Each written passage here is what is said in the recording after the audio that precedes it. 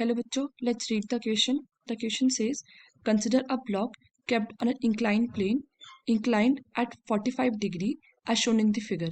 If the force required to just push it up the incline is 2 times the force required to just prevent it from sliding down, the coefficient of friction between the block and the inclined plane mu is equals to.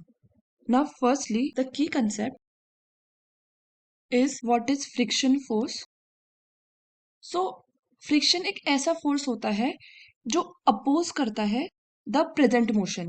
यानी कि let's say अगर एक body एक horizontal surface पे इस तरफ जा रही है तो फ्रिक्शन फोर्स सरफेस के थ्रू लगेगा opposite to direction of the motion, यानी कि इस तरफ। सो मान लो जी कैपिटल एफ के फोर्स से बॉडी आगे जा रही है तो small F is the frictional force जो सरफेस लगाएगा बॉडी पे to oppose its forward motion. This surface is usually rough. पहला केस देखते हैं जिसमें body is pushing up. So अगर उसका डायग्राम देखें तो ये है एक inclined plane which is at 45 degree and this is the body. Now gravity force की वजह से वर्टिकली डाउनवर्ड्स लगेगा mg फोर्स।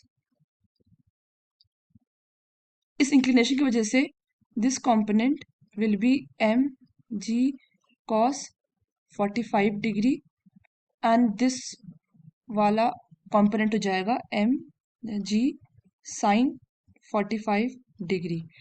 अब ये हमें पता है कि फ्रिक्शन फोर्स लग रहा है यानी कि दिस सरफेस इज रफ।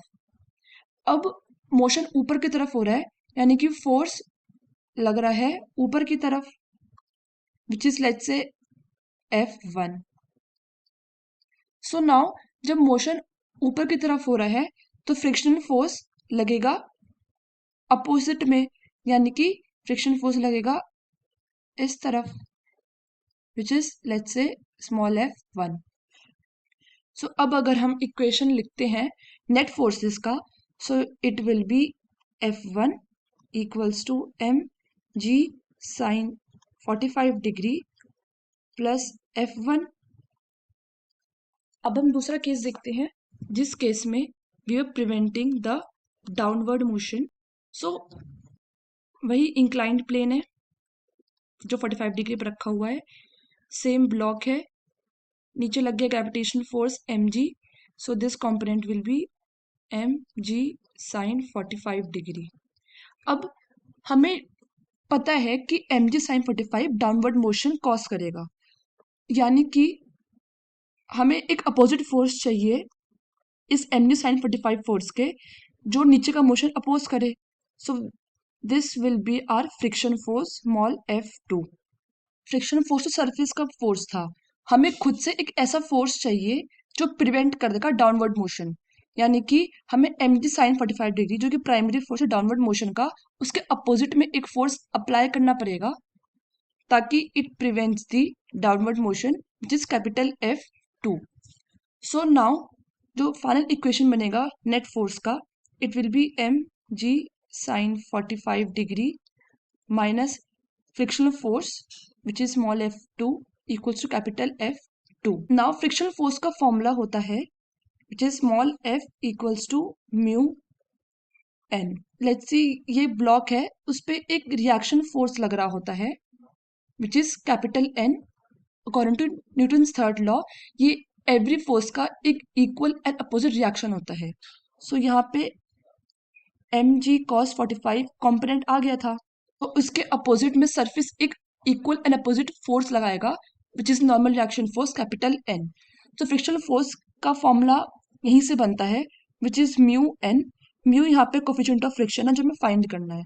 सो अगर हम यहाँ इसको डाल दें so it will be mg sin 45 degree minus mu n equals to capital F2 mg multiply by 1/√2 minus mu n equals to capital F2।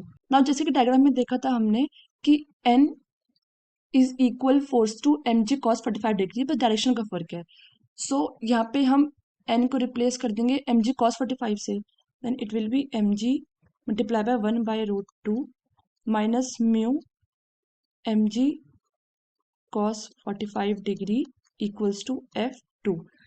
cos 45 degree भी 1 बाय रूट 2 होता है. सो हमारा फाइनल जो f2 आएगा it will be mg by root 2. दोनों के cos 45 सब sin 45 common लेके it will be 1 minus mu. Now तो हमारा जो f1 था वो क्या था? It was mg sin 45 degree plus frictional force f1. अगर सेम यहाँ पे हम f1 पुट कर दें so it is mg sin 45 degree plus mu mg cos 45 degree. तो ये आ जाएगा mg by root 2 1 plus mu.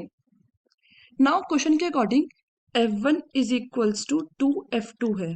सो अगर दोनों की वैल्यू पुट करें so it will be mg by root 2 1 plus mu equals to 2 multiply by mg by root 2 1 minus mu. So इसको solve करेंगे it will be 1 plus mu equals to 2 minus 2 mu.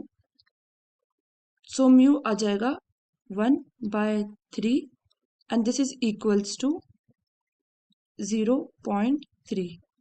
So the final answer is the coefficient of friction between the block and inclined plane mu is equals to 0.3, which is option A. Hope you understood it well. Best of luck.